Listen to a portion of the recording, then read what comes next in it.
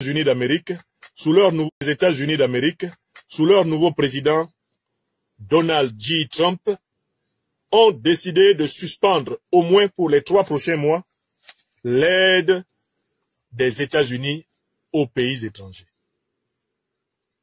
Aussitôt annoncé cette nouvelle, j'observe que dans plusieurs capitales africaines, certains individus se sont levés pour commencer à larmoyer, pleurnicher, se contorsionner, à geindre, en se demandant comment leur pays pourrait vivre sans l'aide américaine.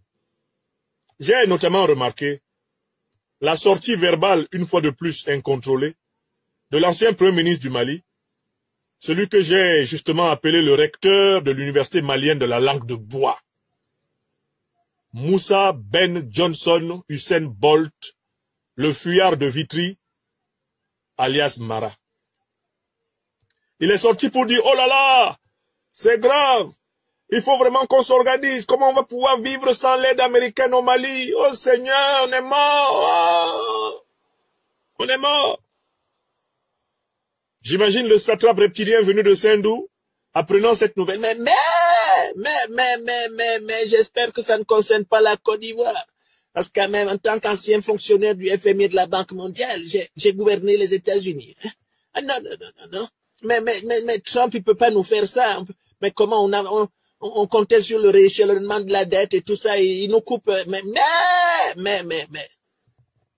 Ouattara Drama. Et un peu partout, on a entendu couiner d'autres individus habitués au parasitisme géopolitique économique international après l'annonce du président Donald Trump. Mais moi, je voudrais vous dire que je pense que la décision du président Donald Trump est une très bonne décision. Mieux, je suggérerais, si j'en avais la possibilité, au président Donald Trump de suspendre à jamais l'aide américaine aux pays africains. C'est lui-même qui a dit, these are shithole countries, ça sont des pays de merde. Ok, monsieur Trump, nous les ressortissants des pays de merde, wallahi billahi ta'ala, gardez votre aide. Moi, j'aimerais voir la tête que nous allons faire en Afrique dans 3 mois. Dans 1 an, dans 2 ans, dans 3 ans sans l'aide américaine.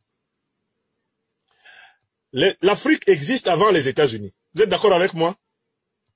La plupart des peuples, tous les peuples africains existaient avant le peuple américain.